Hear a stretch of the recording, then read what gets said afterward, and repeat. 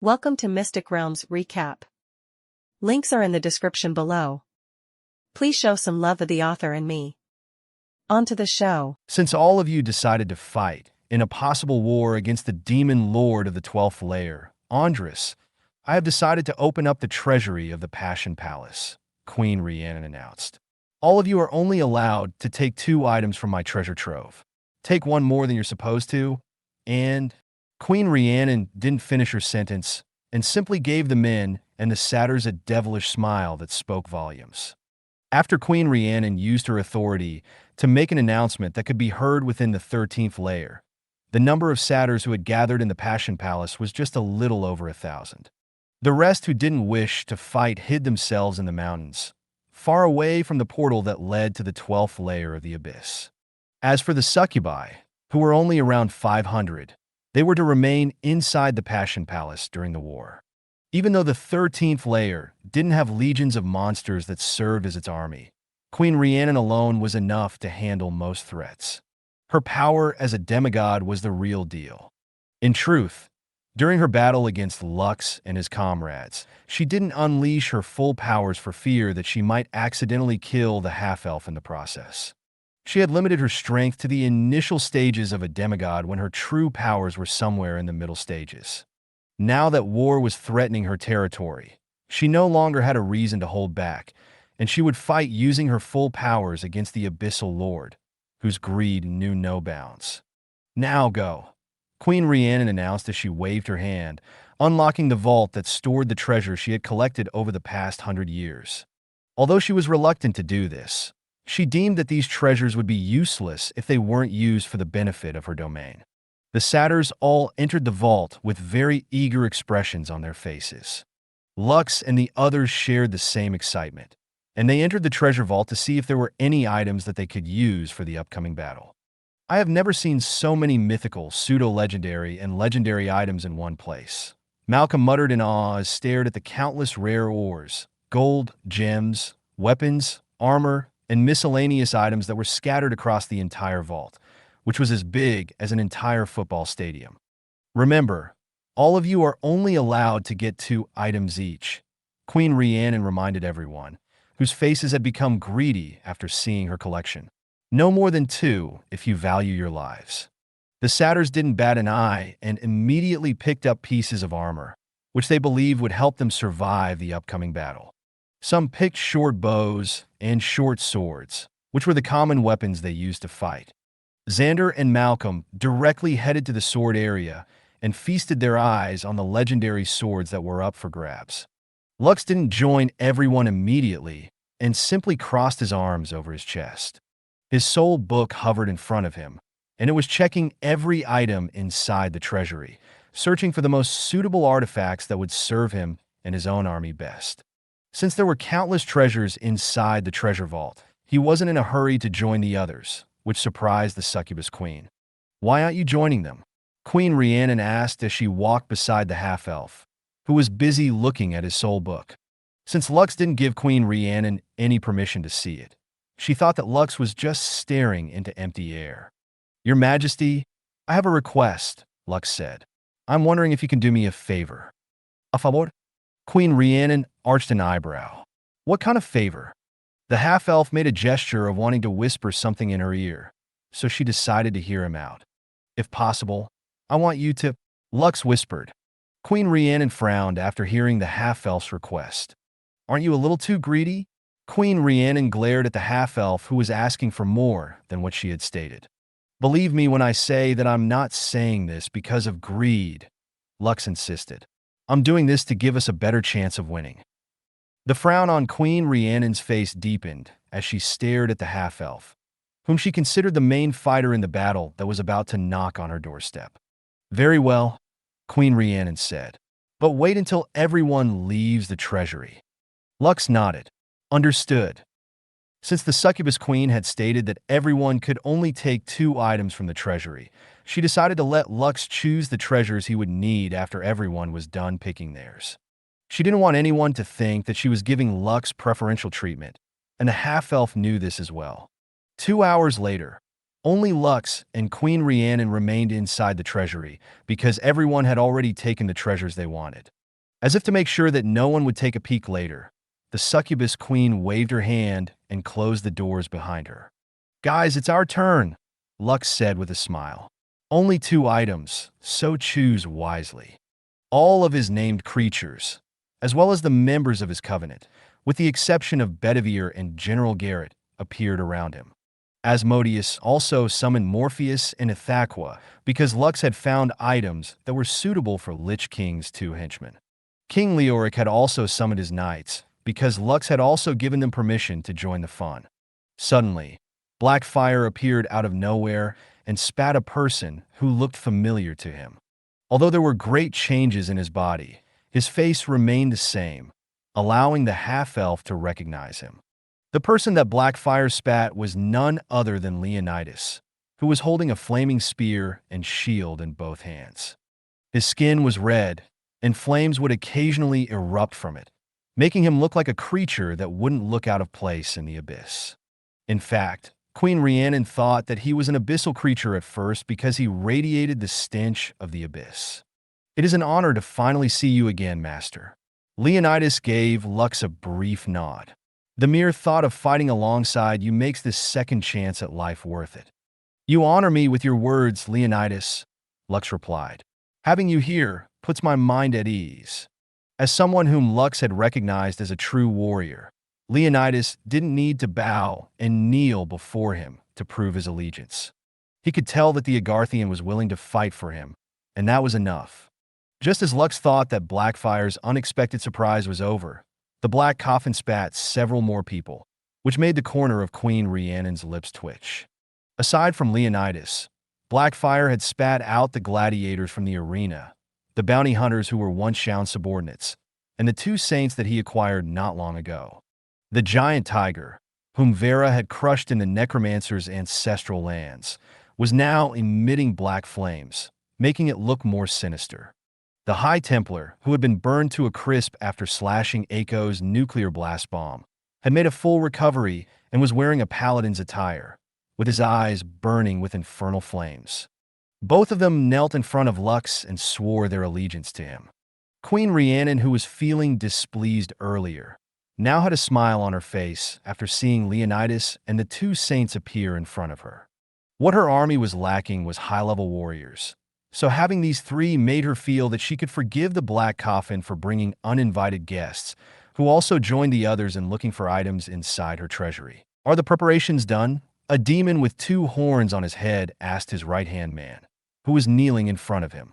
"Our armies have gathered, my lord," Andres' second-in-command, who went by the name Jackal, replied. "They're just waiting for you to lead them to battle." The demon lord of the 12th layer of the abyss, Andres, clenched his fist as his eyes glowed with power. "The day has finally come," Andres said as he stood from his throne. "I've waited for decades to screw that be asterisk to Rhiannon. I will make her regret opposing me back then." Jackal didn't lift his head and simply stared at the black marble under his feet. He didn't know why his lord suddenly decided to declare war on the succubus queen out of the blue. As Andres' second-in-command, he was certain that his liege hadn't surpassed Queen Rhiannon's strength, which made him wonder why the demon lord was picking a fight with her. The only way for them to conquer the 13th layer was if their master was able to prevent the succubus queen from wiping out their forces before they managed to secure the location of the abyssal core, which served as the heart of the 13th layer. As long as they were able to overwrite Queen Rhiannon's authority over the core, their lord would gain a great boost in strength, allowing him to overpower his opponent. "But that will only be possible if we get to the core right away," Jackal thought. Did Master perhaps gain a fortunate encounter during his travels? While Jackal was deep in his thoughts, Andres walked down the stairs that led to his throne until he stood in front of his right-hand man. "Raise your head, Jackal, and order our armies to march," Andres ordered. "Worry not.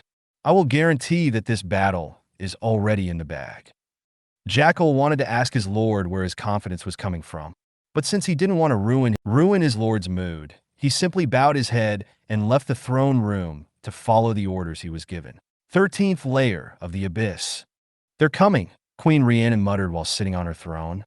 She then looked towards the east where the portal of the 13th layer was located. If possible, she wanted nothing more than to destroy the portal, but doing this was impossible. The portals connecting the layers were indestructible.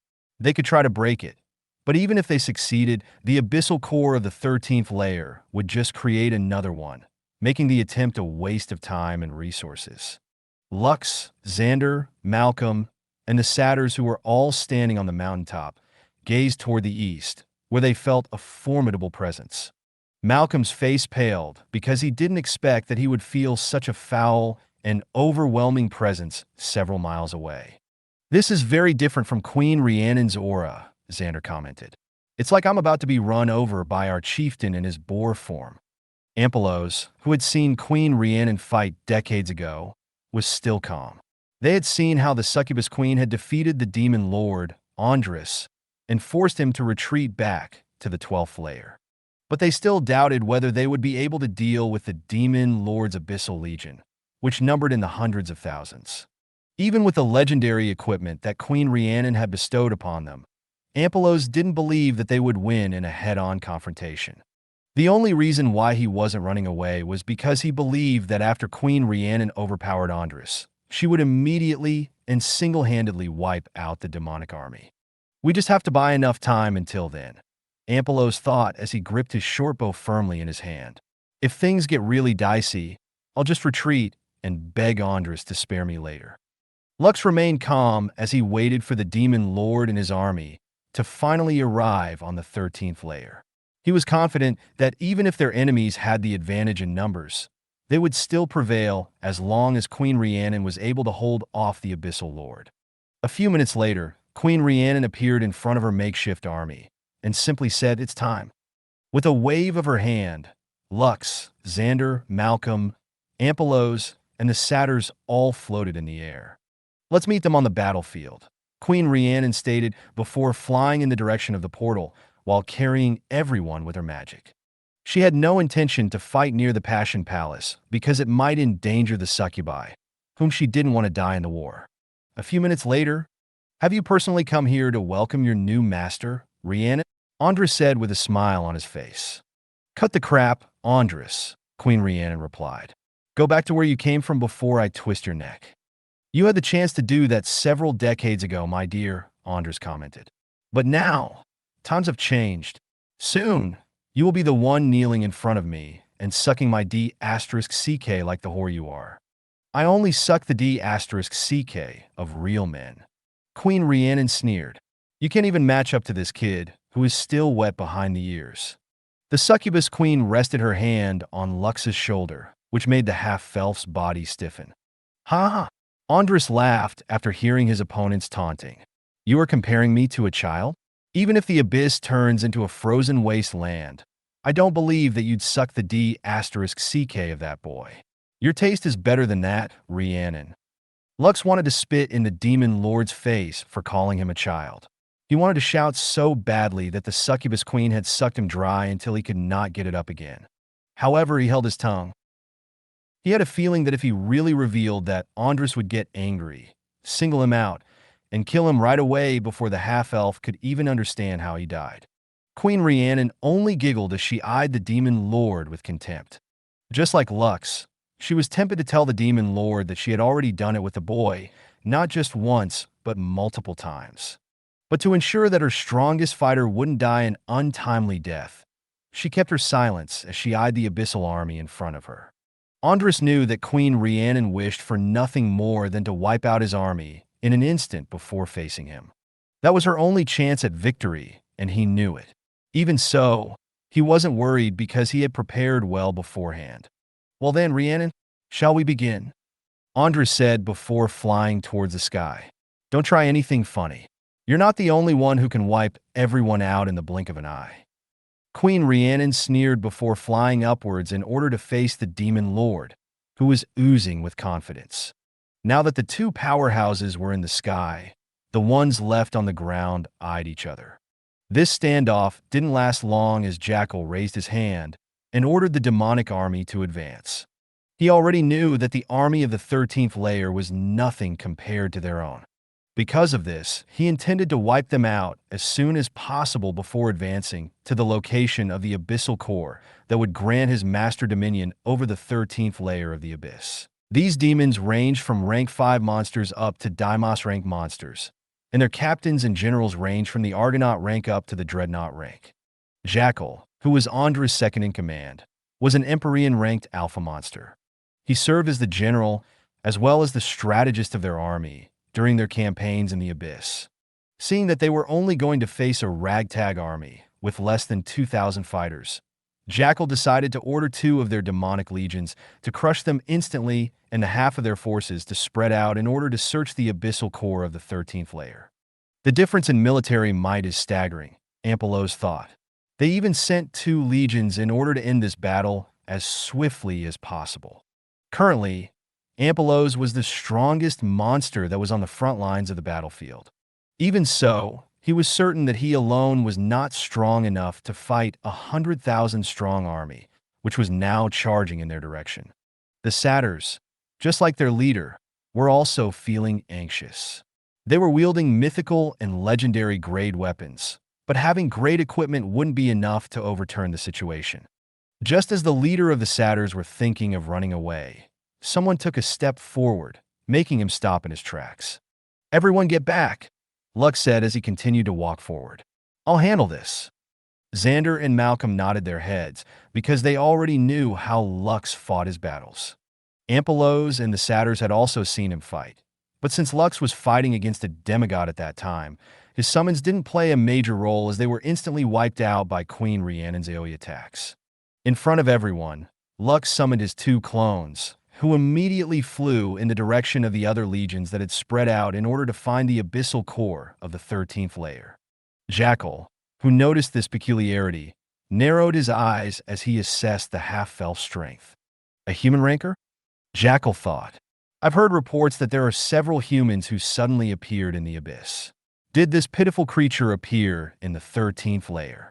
Were they enslaved by the succubus queen? Poor guy. He will die so young." Just as Jackal thought that the enslaved human had decided to commit suicide by facing his army alone, he saw the half-elf raise his hand before speaking in a loud and confident tone. "Arise," Lux ordered. As soon as he gave the order, the members of his undead legion and his covenant appeared around him.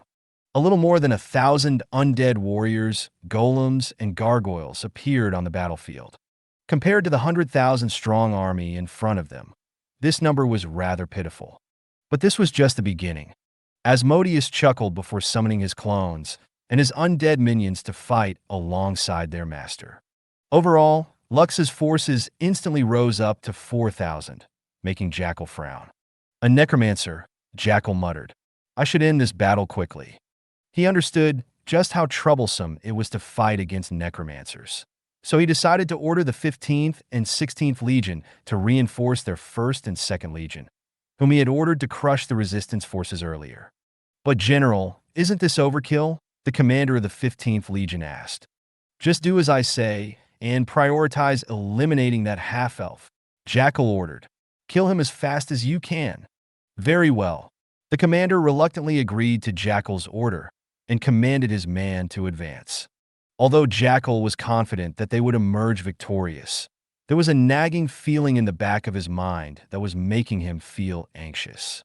Meanwhile, Lux stood with his arms crossed over his chest as he waited for the demonic army to come within their strike range. The moment he deemed that the right time had come, he sent a telepathic message to Asmodeus, signaling him to start their operation. "Lich Revenants, it's time to show them who's boss," Asmodeus shouted. "Summon our own Abyssal Legion." During their time in Zangrila, the Liches had revived countless abyssal creatures and added them to their abyssal army. Originally, Lux planned to use this in his fight against the Divine Army of Light, but since they were at a disadvantage, he decided to use these reserve forces, right here, right now. Each Lich could summon 200 animated undead creatures. Right now, the number of Liches on the battlefield was 240. The moment they all summoned their abyssal creatures, Lux's army drastically increased to over 50,000 strong. But Lux and Asmodeus weren't finished just yet. Flesh golems, come out! As Metis ordered. Plague deathworms, kill them all! Suddenly, out of nowhere, 4 flesh golems that stood over 6 meters tall appeared in front of Lux's army and took a charging stance. The ground under their feet trembled for a brief moment before 4 plague deathworms, which were over 20 meters tall, rose up from the ground before burrowing once more. Charge! Lux ordered. Immediately, the 4 flesh golems charged forward, followed closely by the fortress defenders, the Doom Knight gangbangers, and the Jade golems. The Night Stalkers, as well as the Lich Revenants, began to unleash their long-range elemental bombardment at the approaching demonic army, who originally belittled Lux's forces. The moment the 2 forces collided, a shower of blood erupted, dyeing the ground red. Since Lux's army was composed of the dead, the blood that was staining the ground red didn't belong to his forces but from the opposite army. The battle was fierce, with demons fighting tooth and nail with the undead, who knew no fear. As piles of scattered bones and dead bodies littered the front lines, Lux's forces did the unthinkable. The Jade golems backed away from the fighting and started to pick up the corpses on the ground. They then threw these corpses towards the middle of the opposing army, as per their master's order. While this was happening, Lux and Asmodeus glanced at each other before nodding their heads at the same time. Corpse explosion. Lux's deadly skill that didn't care whether those that it would annihilate were friend or foe erupted in the center of the enemy's formation, killing their enemies en masse. Screams of pain, disbelief, and fear spread in the surroundings as the explosion of death spread outwards like wildfire, killing more in its wake. High above the sky, Andres, who was exchanging blows with Rhiannon, looked down at the battle on the ground with an amused expression on his face. "Looks like you found yourself an interesting pet, Rhiannon," Andres said with a smile. "He will make a good addition to my army after I defeat you." "Keep smiling, Andres," Queen Rhiannon replied. "You won't be smiling later." "Ha! You're right, my dear. I won't be smiling later, but laughing my heart out." "Sure. Laugh like the clown you are." Although Queen Rhiannon had a calm expression on her face, she couldn't shake off the feeling that something was off. She could tell that Andres wasn't faking his confidence, and his complete disregard for Lux's existence bothered her. It was as if he had already won the war before they even started, which made her feel anxious. Because of this, she went all out on the offensive in an attempt to kill her opponent and wiped the annoying smile off of his face. Jackal's face turned grim as he witnessed the carnage that was happening on the battlefield. Although not all the soldiers who had been affected by the corpse explosion died, most of them suffered serious injuries and were now unable to continue fighting. To make matters worse, he noticed a black coffin swallowing up the dead bodies of his soldiers before spitting them back out like cannonballs towards the 2 legions that he had sent to reinforce their vanguard. The commanders of the 2 legions hurriedly ordered their soldiers to retreat as fast as possible, and even took the initiative to use spells to obliterate the falling corpses from the sky to prevent their own legions from getting annihilated. Blackfire wasn't too pleased to see its attempt to draw first blood on the enemy's reinforcement fail. Because of this, it flew in the direction of the 2 retreating legions like a cannonball, flying past the rear forces of the 2 armies. When the black coffin was deep in the enemy's battle formation, its lid opened up and several beams of light rained down on the demonic army. The commanders watched as a man, whose skin was crimson red, appeared in the midst of their army. He was holding a flaming red spear and a round shield in his hands, which made the temperature rise in his surroundings. Surrounding him were several men who also held spears and round shields in their hands. The only difference was that their weapons and shields weren't covered in flames, unlike the man standing at the center of the formation. Before the commanders and their soldiers could even react to the new threat that had infiltrated deep among their ranks, Leonidas' words reached their ears. "Unless I miss my guess, we're in for one wild night." The leader of the gladiators then thumped the rear end of his spear on the ground twice, and his comrades moved accordingly to stand side by side, forming a phalanx formation. The only difference was instead of forming a wall of shields and spears, they formed a dome of shields and spears with Leonidas at its center. If someone were to look at it from afar, it looked like a turtle shell with spikes protruding at the small spaces by its side, giving no room for the demons to attack them. "Show them how," Leonidas ordered. As soon as he gave his orders, the dome of shields and spears started to spin rapidly. A moment later, it caught flames, turning into a spinning dome of fire that rammed its enemies, tearing them apart and burning their remains. It didn't take long for the smell of burning flesh to spread on the battlefield, forcing the enemy's forces to scatter in order to escape the spinning dome of fire that was slaughtering demons in the dozen. Due to their location, it was hard for those at the center to escape because they were right in the middle of the formation, allowing Leonidas and his men to continue their one-sided slaughter for a good period of time. Those who were at the edges finally realized that they needed to back away in order to allow their comrades to escape a gruesome fate, but they suddenly found themselves facing four-plagued deathworms. These deadly tyrants didn't hesitate to use their enormous bodies to crush the demons under them, creating complete chaos among their enemies' ranks. In a span of a few minutes, the four demonic legions found themselves running for their lives as Lux's forces steadily decimated them. Naturally, the two commanders who were leading the reinforcements were infuriated because of the sudden turn of events. Because of this, they personally attacked the Black Coffin, which was floating not far away from Leonidas and his gladiators. "I'll shatter you to pieces, even if it's the last thing I do." A demon with a giant war axe charged at Blackfire with his weapon raised high. His companion, who was wielding a halberd, shared the same opinion. This commander then moved behind the Black Coffin for a pincer formation, charging at their target from the front and the back. Blackfire, who had been singled out by the two dreadnought-rank commanders, made several rows of texts appear in front of the two demons who planned to destroy it. "So you choose death." Those were the words the Blackfire had shown the two commanders, which only angered them more. When the two commanders were only a few meters away from Blackfire, the lid of the coffin opened, and two beams of light erupted from it. The demon wielding a giant war axe found himself staring face to face with a giant flaming black tiger, whose jaws were wide open. Before the demon could even react, the tiger's jaws bit the side of his body, making him scream out in pain.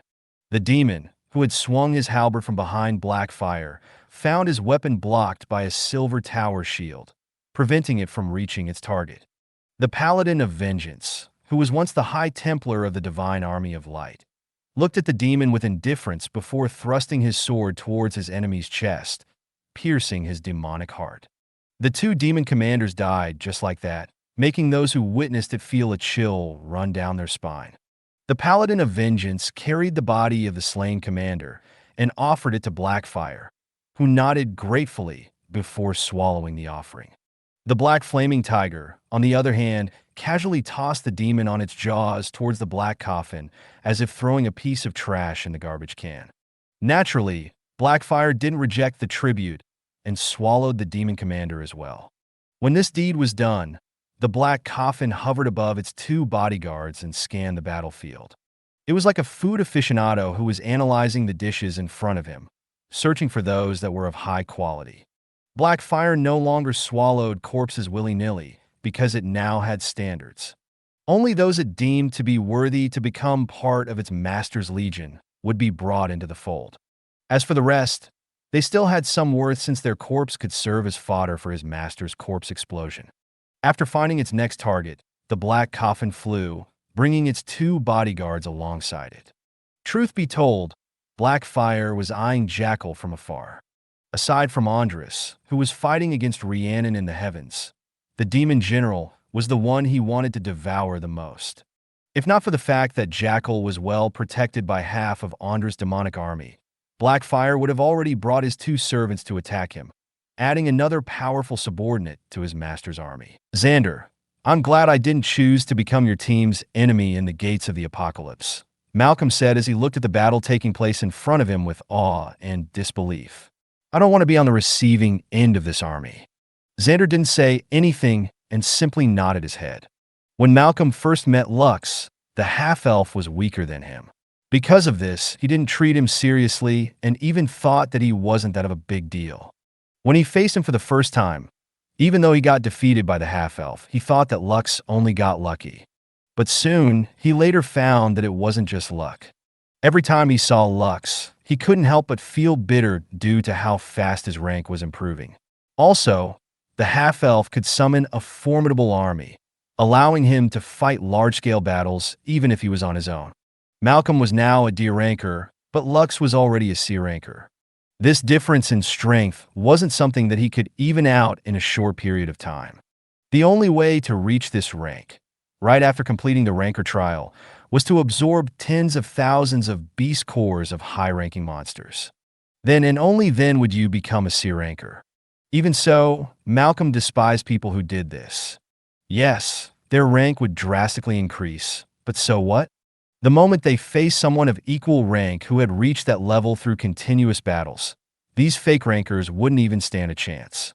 But Lux was different. Malcolm knew that whatever method the half-elf used to reach the rank he had now, it wasn't due to consuming countless beast cores to get an upgrade. This is crazy, Malcolm muttered as the demonic army in front of him started to scatter and run away from the undead legion, who surged forward like a wave of death. The satyrs were also just as surprised as Malcolm, with some of them looking at their leader, Ampelos, with determined looks on their faces. "Boss, are we just going to let those Doom Knight gangbangers get the better of us?" one of the satyrs stated. "Just look at them. Those demons are being impaled left and right by their long and hard swords." "That's right, boss," another satyr spoke up. "As a satyr, I pride myself in being hard and strong. If they can do it, we can do it better." Ampelos blinked once then twice before glancing at his subordinates, who were looking at him with faces ready to go to war. However, instead of telling them to fight, he spoke out something that bothered him. "But those demons are men," Ampelos commented. "Boss, have you heard of that famous saying?" a satyr inquired. "As long as there is a hole, there is a way." "I repeat, those demons are men," Ampelos stated. "Boss, sometimes it takes a man to be the best girl," another satyr commented. "Have you heard of Astolfo?" "No, and I don't want to know anything about him." "You're lost, boss. I'd tap that guy anytime." Ampelos pretended that he didn't hear his subordinate's words and simply stared in front of him. However, the more he waited, the more these gazes intensified until he finally relented. "Fine," Ampelos stated. "Do what you want to do. Just make sure that you don't die. Okay. Yeah, boys, let's go." "Damn right. Time to use these nuts. Charge my brothers. Let's show those Doom Knight gangbangers what we're made of." Whoa! The satyrs that numbered in the thousands charged towards the demonic army, who were now in chaos. The demons, who were unlucky enough to be overtaken by these mad lads, were stabbed repeatedly until they cried for their mothers and fathers. The Doom Knight gangbangers who were near these chaotic scenes looked at the satyrs with a steady gaze. The satyrs looked back at their rivals, feeling all smug and peppy. "Noise," one of the Doom Knight gangbangers commented as he gave the satyrs a thumbs up.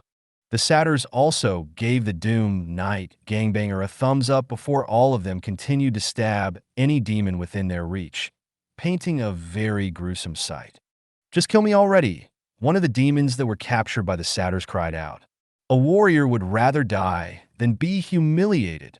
"That's what they all say at first," the satyr that was stabbing the demon sneered. "Don't worry, you won't get any complaints after I am done with you."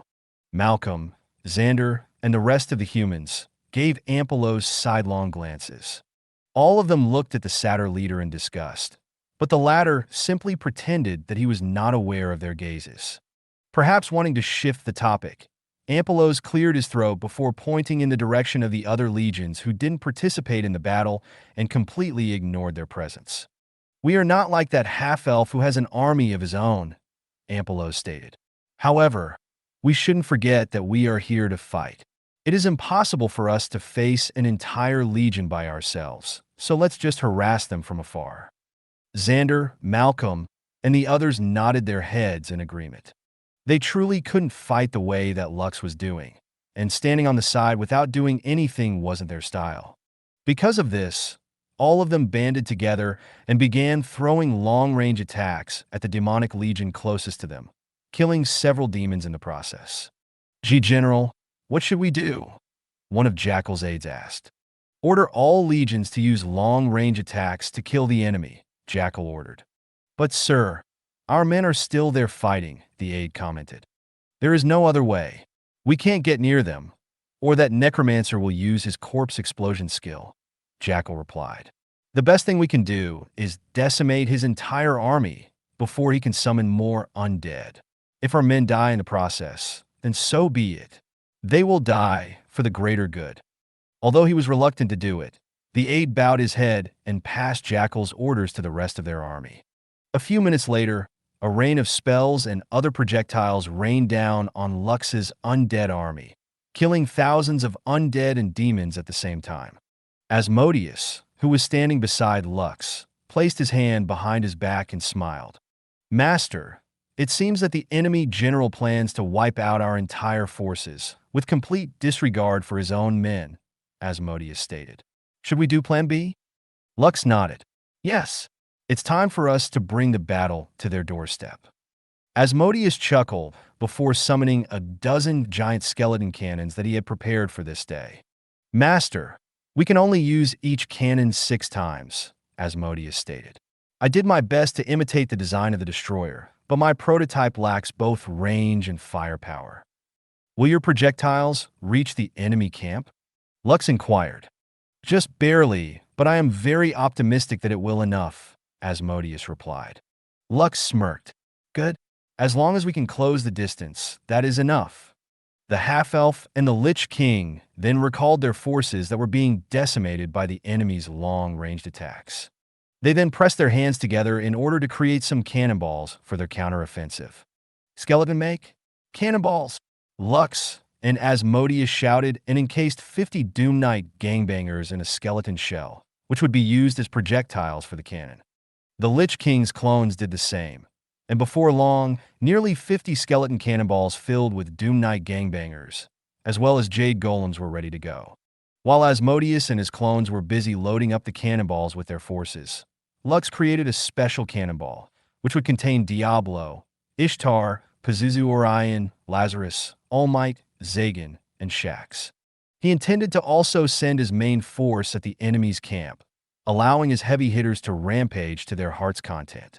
Once everything was ready, Asmodeus didn't waste any time and gave the signal to start the counterattack. Aim! Asmodeus raised his hand as the bone cannons took their aim.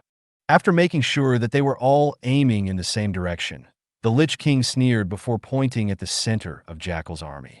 Fire! A series of explosions erupted from the cannons, sending their payload towards where the strategist of Andris' army was located, giving him a nasty surprise. Jackal, who saw the skeleton cannonballs flying in their direction, frowned, but he wasn't fazed by it. All spellcasters and ranged attackers, concentrate all your attacks on those cannonballs, Jackal ordered. Don't let them get near us. His men were quick to follow his orders, and before long, countless spells flew towards the sky with the intention of destroying the enemy's counterattack that came from a great distance away. Just as the spells were several meters away from hitting their targets, some of the cannonballs exploded mid-air, catching Jackal by surprise.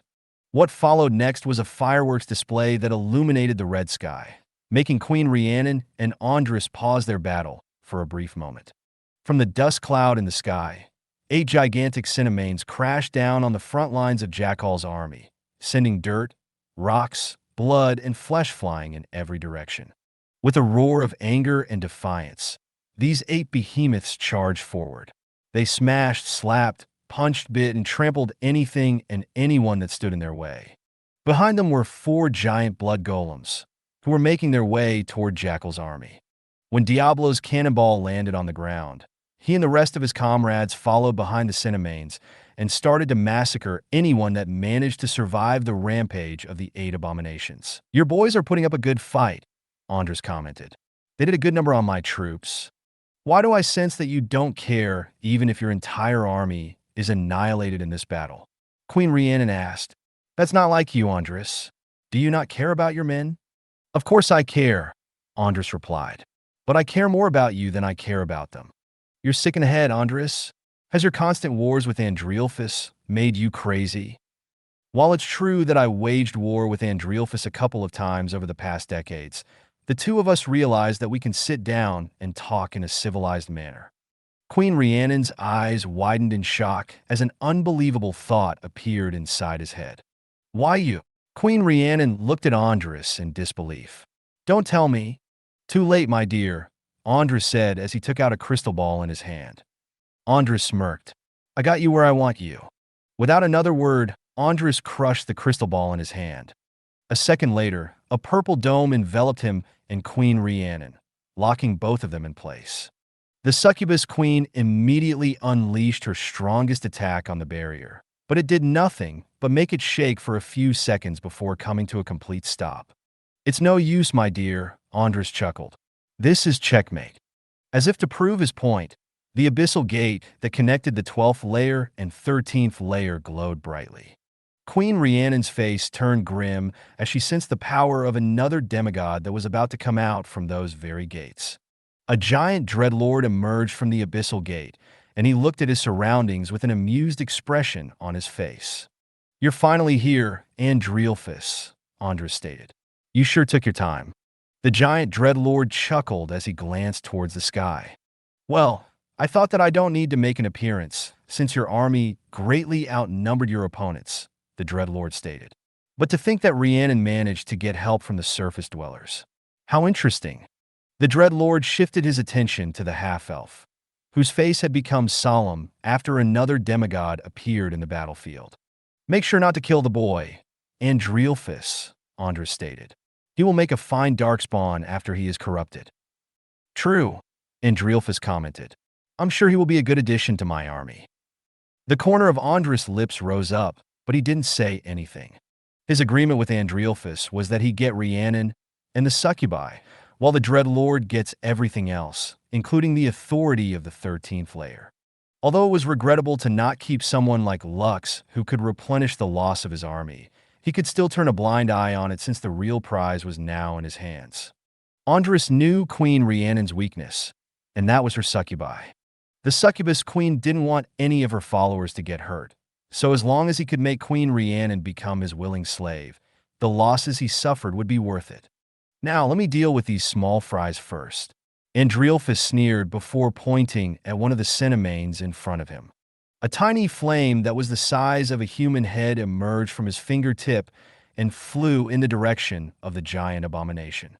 The small fireball was fast and swift, and in just a blink of an eye, it hit its target, making the cinemanes explode into countless pieces that turned into particles of light not long after.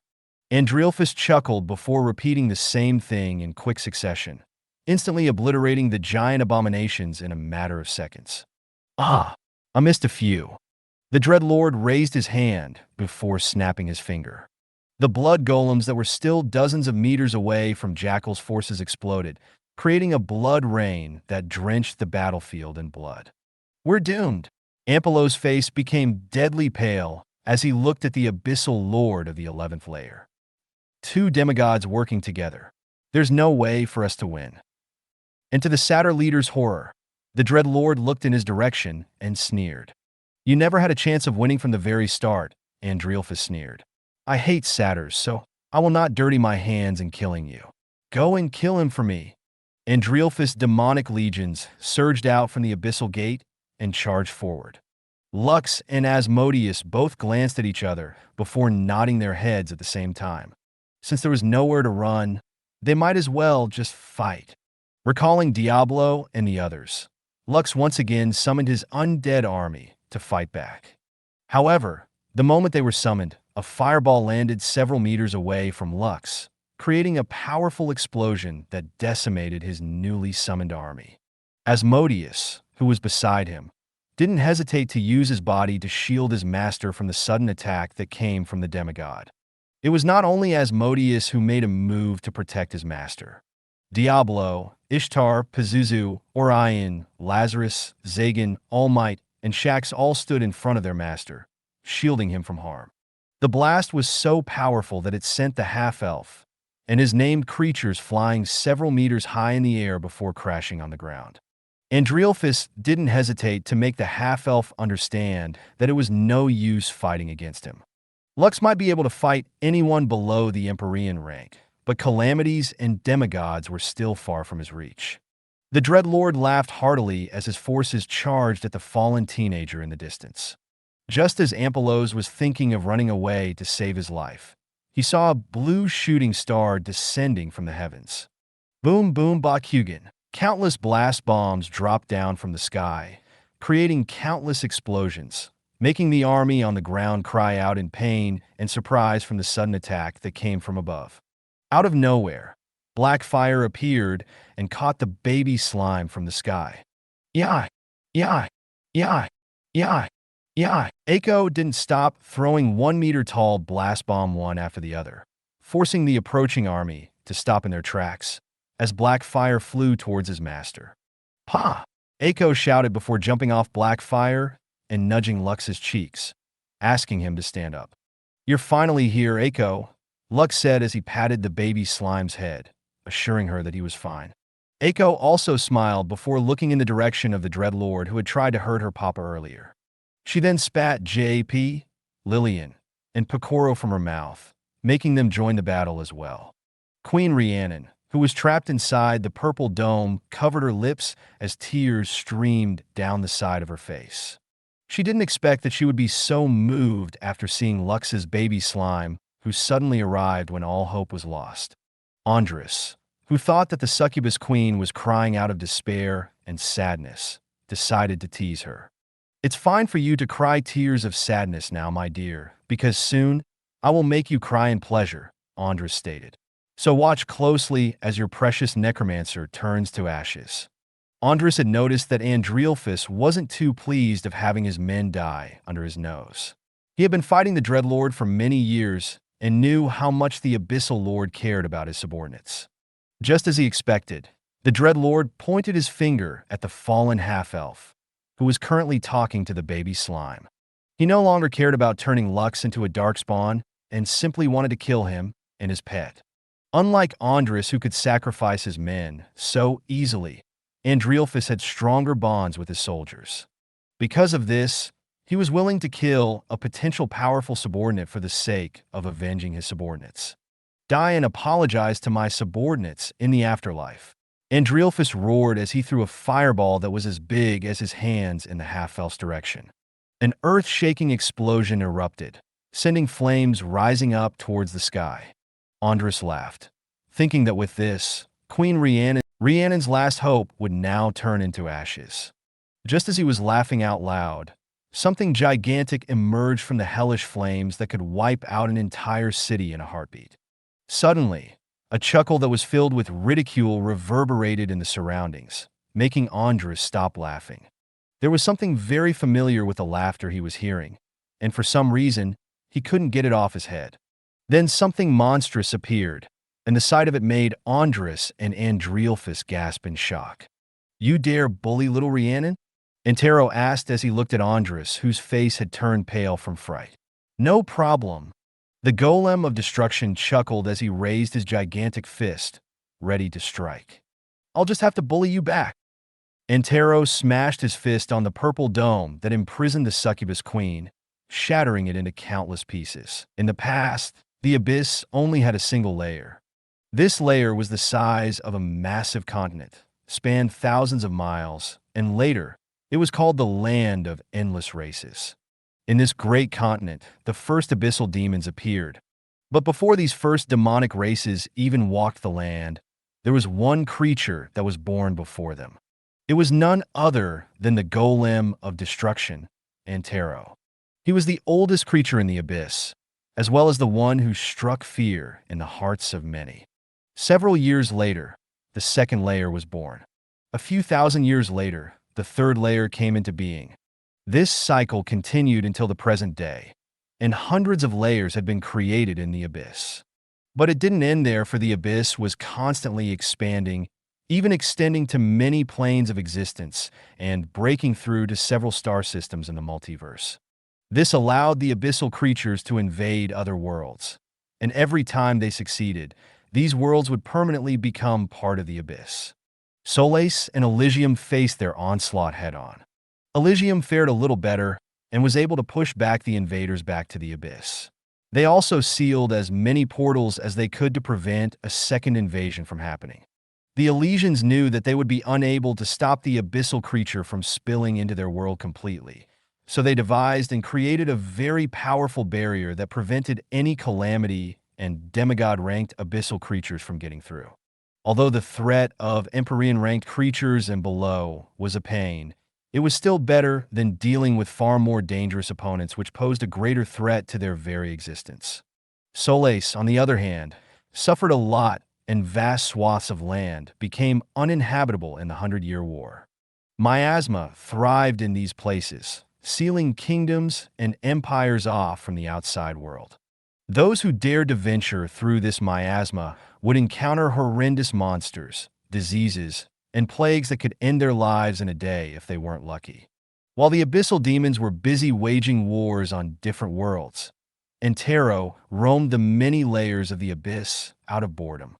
There, he met the succubus Rhiannon, whose rank had degraded to a rank 1 monster after she was discarded by the abyssal noble who had taken advantage of her unique constitution. Antero wasn't a kind creature and preferred to destroy things as he wandered the land. When he encountered Rhiannon, the first thought he had was to step on the puny insect and end her suffering. But after countless years of killing and destroying things, Antero had become bored, so he decided to spare the succubus and went on with his business. Rhiannon, who thought that she was going to die, steeled herself and tagged along with the golem of destruction as it wandered the lower layers of the abyss. Everywhere Antero went, destruction followed and countless lives were ended. Trailing not far from him, the succubus harvested the abyssal cores of the demons that had been killed, consuming them and raising her strength little by little. The golem of destruction found this funny and even thought of Rhiannon as its pet. After hundreds of years, the weak and frail succubus slowly gained a reputation in the abyss as the herald of death. Wherever she was spotted, death and destruction would soon follow. After spending many years with Rhiannon, Antero had grown attached to her and treated her as his daughter. When the war between the abyss and the Elysians started, Antero had just finished killing the abyssal lord of the 13th layer. He then bestowed its authority on Rhiannon, giving her a safe place to call her home. Back then, Rhiannon had already reached the calamity rank, so Antero deemed that she was already strong enough to protect herself. When Rhiannon asked to accompany Antero in the war against the Elysians, the golem of destruction rejected her request and asked her to stay on the 13th layer until she became a demigod like him. When the war ended and the gates of the abyss were sealed, Rhiannon was heartbroken when she found out that Antero was one of the demigods that had been unable to return to the abyssal plane. Countless eyewitnesses said that the golem of destruction had fallen during the war, shattering into hundreds of pieces when he fought against the previous Dragon King. They said that his sacrifice was worth it because he dragged the Dragon King to die along with him, but that didn't make Rhiannon happy. For her, Antero wasn't just her savior and protector. He was also the closest thing to a family she ever had. So when she finally saw the golem of destruction appear for a second time after 100 years, she was unable to stop her tears from falling as her foster father raised his gigantic fist high up in the sky to save her once again. "You dare bully little Rhiannon?" Antero asked as he looked at Andres, whose face had turned pale from fright. "No problem. I'll just have to bully you back." When the fist came crashing down, the barrier that she was unable to break using her full powers shattered easily, as if it were made from glass. Andres' face turned ashen as his trump card in the war to make Queen Rhiannon his slave broke in front of his eyes. Since he was a demigod, he was able to recover from his shock right away, and the first thing he did was flee. No one in the abyss dared to fight against Antero because he was the most ancient and strongest creature in existence. Some even said that if there weren't any limitations placed on the denizens of the abyss, the golem of destruction would have already attained godhood because of the strong power of faith that he had gathered over the years. Weaker demons treated Antero as their god and aspired to become him. Smaller demonic tribes and communities would sometimes build Antero's statue in their territories in the hope that the abyssal lords would leave them in peace. After the golem of destruction had laid waste through all the layers of the abyss, the majority of the abyssal lords feared him, So they left these small demon tribes alone in fear that Antero would visit them and destroy everything they possessed. That was also why no one dared to touch the 13th layer, for this was the domain of Antero's Herald of Death. Although many eyewitnesses believed that the golem had truly fallen in the war, they still didn't dare to attack it as they feared that Antero might revive and find its way back to the abyss. Andres was an exception because he managed to discover the truth about Rhiannon's body constitution through the diary of her former lover, making him covet her even more. "Where do you think you're going, puny demon?" Antero chuckled as he pointed his finger at the fleeting abyssal lord. Dual Divine Andres, who had nearly reached the portal, immediately froze midair and found himself being pulled towards the giant golem, whose fist was already raised high in the air. Andres' scream reverberated across the battlefield as he found himself helplessly staring at the gigantic fist that was about to land on his body. A few seconds later, an earth-shaking explosion blew everyone away from the battlefield.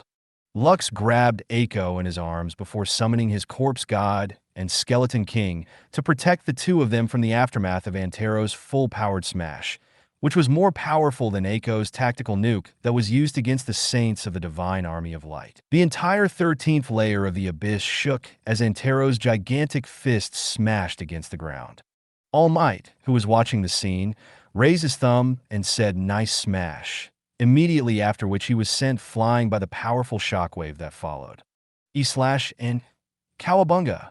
Everything within the 3-mile radius of Antero was blown away, and those who were near the point of impact were instantly obliterated by his overwhelming might. When the dust receded, Antero's hulking figure appeared, with his fist firmly embedded in the ground. A moment later, he lifted his hand, allowing those who had recovered see Andres' pitiful form. Surprisingly, the demigod survived Antero's punch, but his body was wounded all over. His arms and legs were bent at unnatural angles. Clearly, he had suffered serious injuries after taking the golem's punch head-on. Without any warning, black fire appeared beside the demigod and started smacking it with its body. It even resorted to using its entire body to body slam the demigod. Unfortunately, it wasn't able to deal much damage to it. Antero chuckled as he watched the persistent black coffin try to beat the crap out of the demigod in order to devour it.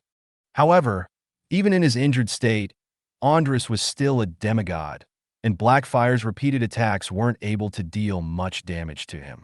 Suddenly, Antero picked up the black coffin with his fingers and stopped it from attacking. "Funny coffin," Antero chuckled. "Greedy coffin." Blackfire stopped struggling and behaved like an obedient child. Clearly, it didn't want to get on Antero's bad side. Even so, it looked down on the body of the demigod with regret because it was unable to steal it. Queen Rhiannon landed beside the fallen demigod and looked at him in disdain. To his credit, Andres didn't flinch from her stare and even managed and dared to laugh despite his injured state.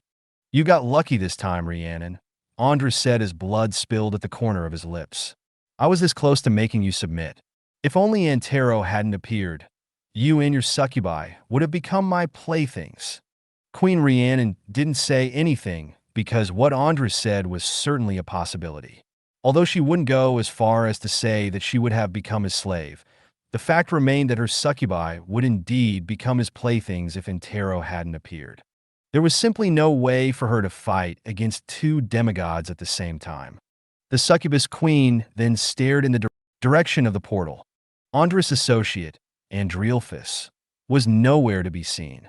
During the commotion, the Dreadlord quickly made his escape and was probably fleeing back to the 11th layer. Queen Rhiannon sneered before shifting her gaze back to Andres. She would deal with Andrealphus later, but for now, she had to deal with the hateful demigod on the ground. "Any last words?" Queen Rhiannon asked as she summoned a purple blade in her hand. Andres didn't reply and simply spat on her feet. Queen Rhiannon didn't bother to dodge, allowing the demigod to get a little bit of satisfaction before he died. The succubus queen then stabbed Andres' chest, piercing through his abyssal core. A moment later, her blade glowed brightly, absorbing the demigod core and passing its strength to its new master.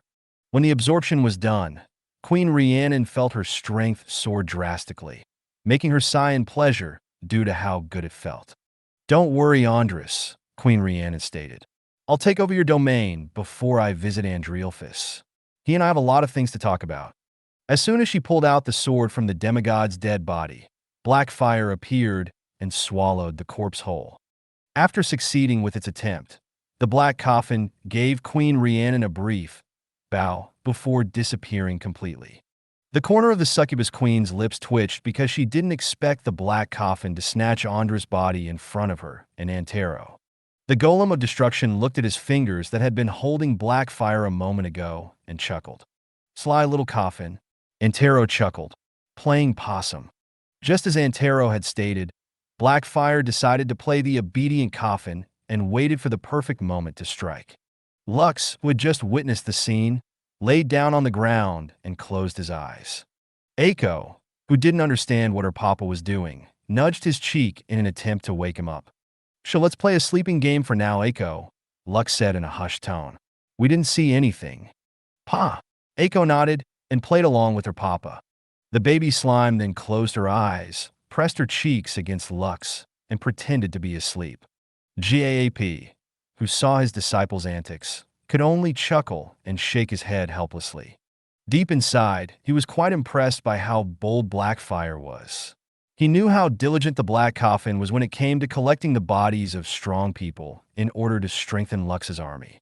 But getting the corpse of a demigod wasn't the same as getting the corpse of a saint. Demigods were inherently more powerful than saints, and it would take a party of them to defeat one in combat. With a demigod secured in Blackfire's hands, JAP had no doubt that his disciple would be able to stand on the shoulders of giants very soon. With this, I will be able to rest easily, JAP thought. There is still some unfinished business that I have to do, and staying with Lux will only hinder his growth. While the halfling was thinking about these things, Queen Rhiannon landed beside them. She then walked past JP before kicking Lux off the ground, which sent the half-elf fly a few meters away. "Where am I?" Lux shouted after he crashed on the ground. "Who am I?" "Brad, it seems that you don't recall what happened just now," Queen Rhiannon stated as her tail extended and wrapped itself around the half-elf's body, dragging him back to her. "Do you want me to make you remember?" The succubus queen flashed the half-elf a devilish smile before making her nails grow longer. Lux smiled bitterly as he looked at Queen Rhiannon with a face filled with injustice. "Consider Andres' body as my reward for helping you," Lux replied. "I won't ask for anything else." "Oh, after your servants pillage my treasury like bandits, you still have the guts to ask for a reward?" Queen Rhiannon then moved forward to whisper something in his ears. "Do you want me to squeeze you dry and make your rank regress? I think you're forgetting that I have the celestial maiden physique." The half-elf's face paled because of the succubus queen's threat. He had a feeling that she wasn't joking, and it made his blood rush to his middle region. "Idiot! What are you thinking at a moment like this?" Lux berated himself, because his little brother reacted like a fearless soldier prepared to fight a war that it had no chance of winning. A giggle escaped from Queen Rhiannon's lips after sensing the changes in Lux's body. Truth be told, she was not offended when black fire stole Andres' body. In fact, she was even glad about it because she didn't want to see his face for another second, even if he was already dead. "Fine, I'll let you off just this once," Queen Rhiannon stated. "But your duty is still not done. Follow me." "Follow you where?" Lux inquired. "Where else?" Queen Rhiannon sneered. It's time to give the 12th layer a new master. Although she didn't have any goals to expand her rule, the other abyssal lords would look down on her if she passed up this opportunity. Since she didn't want anyone aside from Andres to think that she was soft-hearted, she decided to carry out the motions of conquering the slain abyssal lord's domain. Antero chuckled before following Queen Rhiannon to the portal. He knew that he couldn't stay long in the abyss, and the only way for him to ensure her safety was to make every abyssal lord think that he could return to the abyss anytime he wanted. In the next few days, rumors spread through the abyss like wildfire. Every demon was talking about the reappearance of the Herald of Death on the 12th layer, accompanied by the Golem of Destruction, as well as a Necromancer, whose undead army had taken the entire layer by storm. A week had passed since Andres and Andrealphus joined forces and attacked the 13th layer of the abyss. After Andres' death, Queen Rhiannon easily subjugated the 12th layer and took control over its core, further raising her strength and influence as a demigod. With her current power, no abyssal lord from the 2nd layer up to the 100th layer was her match.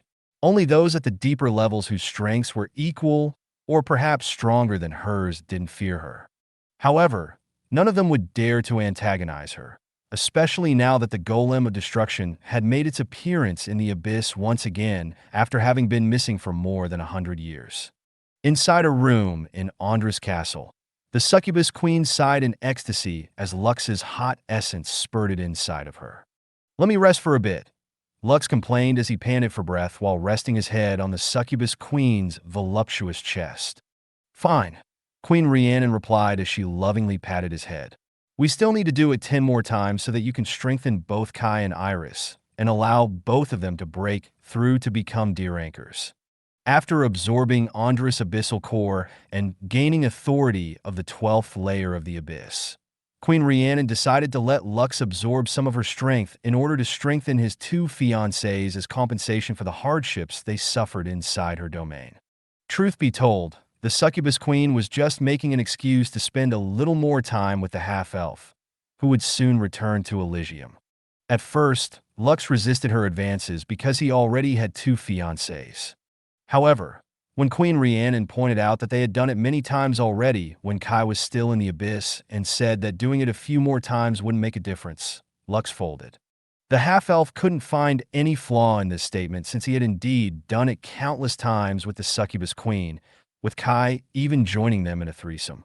Also, her reasoning to let him absorb her strength in order to strengthen his 2 fiancés to make them stronger made the half-elf hesitate. This hesitation allowed Queen Rhiannon to use Lux's weakness against him, sealing the deal. While her subordinates rounded up Andres' forces, she spent the entire day making love to Lux. An hour later, Queen Rhiannon left the room looking radiant and more beautiful than ever before. Although she had lost some of her strength, Lux's life essence was incredibly potent, making her feel that their exchange was worth it. The half-elf, on the other hand, slept soundly on the bed out of exhaustion and would only wake up half a day later. When Queen Rhiannon arrived in her new throne room, she saw Gaap and Picoro playing a game of chess beside the throne.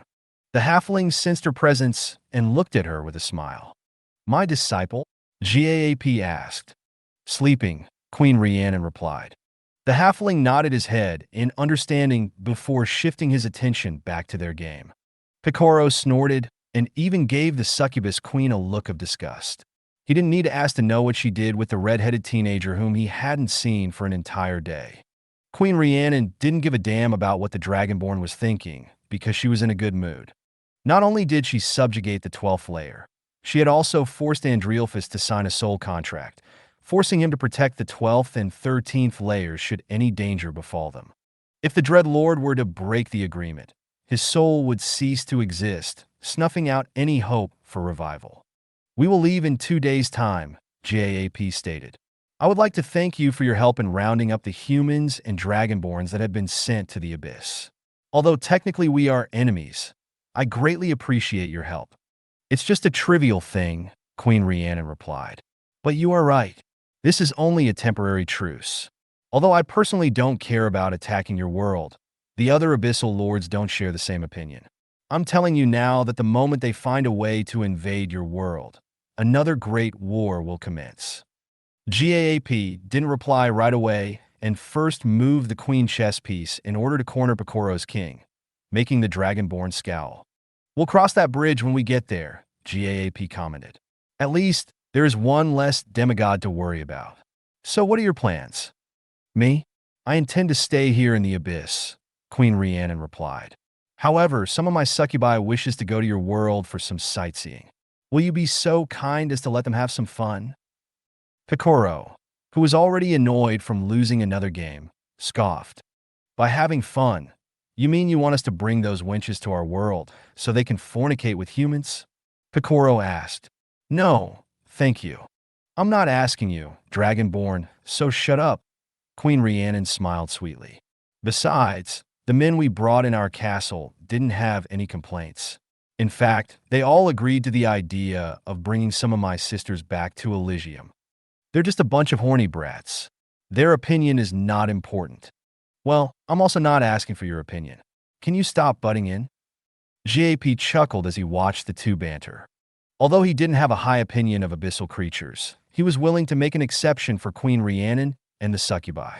Since Antero treated the succubus queen as his daughter, he believed that she would also not become hostile to them. Also, he could tell that she had developed a soft spot for his disciple. My boy, it seems that you are treading in dangerous territory, JP mused. If only my master was awake. Once she finds out that you have slept with the succubus queen, who is also a demigod, she would definitely laugh out loud and say, as expected of my disciple's disciple. Truth be told, GAAP wanted to see that scene. Unfortunately, he didn't know that Hearse with his soul was already inside Blackfire and was undergoing a complete recovery. The half-elf still hadn't told him about this because he planned to surprise him the moment the beautiful elf finished her rebirth. Listen, woman, I'm going to tell you directly what's going to happen. Picoro glared. The moment your succubi and those perverted satyrs cross over to Elysium, all of them will immediately be annihilated by the saints waiting on the other side. This is a fact. Even if they manage to survive, where will they go? No faction will accept them, and they will be hunted down by the abyssal hunters. Queen Rhiannon smiled and crossed her arms over her chest. You don't have to worry about that. They can all join Lux's guild. Problem solved. The Dragonborn almost choked after hearing her reply. Lux's guild headquarters were currently situated within the territory of the Crystal Palace. If the half-elf really brought them all there, wouldn't that mean that they would have no choice but to protect the abyssal creatures since Lux had sought asylum? Seeing the Dragonborn's face turn pale made Queen Rhiannon laugh. Truth be told, he had already asked for Lux's permission to bring her people under his wing. The half-elf didn't reject her proposal, and even said that, although it would be tricky, it was not impossible. With this matter already settled, the succubus queen left the throne room in order to talk to her people. In 2 days' time, the half-elf would return to Elysium, so she wanted to have everything done before he left the abyssal world for good. E/N, who says he ain't returning. The Dragonborn almost choked after hearing her reply. Lux's guild head would return to Elysium, so she wanted to have everything done before he left the abyssal world for good. E/N, who says he ain't returning. After finishing her tasks, Queen Rhiannon returned to her temporary room in Andris Castle with a satisfied expression on her face. She had delegated one of her trusted subordinates to serve as the temporary ruler of the 12th layer, who would keep it in check in her absence. Although she knew that the demons under Andris' control would not be cooperating with them anytime soon, she believed that they would soon accept her as their leader. Still sleeping, Queen Rhiannon smirked as she looked at the handsome half-elf, who was sleeping peacefully on the bed, completely naked. She was tempted to play with him again in order to wake him up, but she resisted this urge and simply sat on the space beside him. Queen Rhiannon then gently patted his head and decided to peer inside his memories. When she captured Kai, the High Priestess had told her that her fiancé would come to save her after he was done with his mission. She didn't elaborate on the mission, and back then, Queen Rhiannon didn't believe that Lux would truly come to his fiancé's rescue. For her, all men were the same, and they couldn't be trusted. Naturally, this mindset changed a bit after meeting Lux. Although she didn't want to admit it, she felt jealous of Kai, because even though Lux knew that he would face her, a demigod, the half-elf didn't abandon the High Priestess and fought against her in order to save his fiancé. She understood that Lux had abandoned whatever he was doing and came to the abyss as soon as he could, giving Queen Rhiannon a good impression of him. I wonder what you were doing before you came to the abyss. Queen Rhiannon thought before closing her eyes to peer in Lux's memories. A minute later, she abruptly opened her eyes and looked at the sleeping half-elf in disbelief. It can't be, Queen Rhiannon muttered. Is fate playing a trick on me? The demigod bit her lip before peering at Lux's memory a second time. This time, she traced the memory that she had seen earlier and confirmed that it wasn't just a figment of her imagination. "So it's true," Queen Rhiannon said as she looked at the sleeping half-elf with a complicated look on her face. "Fate, you are AB ***. When Lux opened his eyes, he found himself staring at a peerless beauty who was staring straight at him. "Good morning," Lux said before stifling a yawn. "Good morning," Queen Rhiannon replied in a calm manner. "Lux, I want to ask you a question. What were you doing before you came to the Abyss?" Lux, who was still half asleep, replied, "I was going to the Pantheon of Exile in Agartha to meet someone." "Is it a girl?" "Yes." "Why? Tell me more about her." Lux yawned before giving his reply. "Are you talking about Aurora? She is currently imprisoned in the Pantheon of Exile. She is also a very pitiful girl that bears the title Misfortune's Beloved. If possible, I want to find a way to prevent her from infecting others with bad luck, so I can bring her back to the surface world with me." The half-elf then blinked once then twice as he looked at the peerless beauty in front of him. "Now that I take a good look at you, the two of you bear a great resemblance with each other," Lux said with a smile. "Are you perhaps her long-lost mother?" Lux said these words in a teasing manner. Although Aurora and Queen Rhiannon had some similarities, he didn't believe that the two of them were related. After all, the succubus queen lived in the Abyss and was a demigod. It was impossible for her to go to Agartha. Aurora was also a little thin and obviously malnourished from her stay within the Pantheon of Exile. After a bit of pondering, Lux believed that once she became healthier, her beauty would rival the woman who was lying on the bed with him at the moment. "Misfortune's beloved? Truly a pitiful girl," Queen Rhiannon replied. "And you want to save someone like her? Why? Do I need a reason to save someone?" Lux answered. "Isn't that a normal thing to do?" Queen Rhiannon eyed Lux critically as if looking for any signs of insincerity. Her stare was so intense that the half-elf felt as if she was staring straight to his soul. "Is something wrong?" Lux inquired. "You don't look so good." "It's nothing." Queen Rhiannon propped herself up from the bed before closing her eyes. "Tomorrow, before you leave, I plan to give you something. I will visit the 69th layer for the time being. Make sure you don't leave until I come back, understand?" "Well, if you say so. Promise me that you'll wait for me." "Oh, okay." Queen Rhiannon gave Lux an intense stare before walking towards the window of the room. A moment later she vanished, leaving a confused half-elf behind. Not far from the castle, Antero sat on the ground, with two guests sitting on his head. Lillian was patiently teaching Aiko a few things, and the baby slime was listening to her with a serious expression on her face. "Lord Antero, I need your help," Queen Rhiannon said. "Please come with me to the 69th layer of the Abyss. It is of grave importance." Antero chuckled and slowly stood up from the ground. Lillian held Aiko protectively in her embrace before jumping off the golem's body. She didn't intend to follow them to whatever layer of the Abyss they planned to go to. She was busy passing a legacy to the baby slime that would allow the latter to unlock her true potential and become stronger. The two demigods left in haste, and no one knew what they were going to do once they reached the 69th layer of the Abyss. Whatever Queen Rhiannon was planning, it had to be something of great importance because she personally asked Antero for help. Lux, who had been left alone inside the room, decided to sleep a little bit more in order to recover his stamina. He was not aware that the simple question he asked earlier had lit a flame inside Queen Rhiannon's heart that had remained dormant for nearly 2 decades. Thank you for watching Mystic Realms Recap. Please like, share, and subscribe. Have a great day.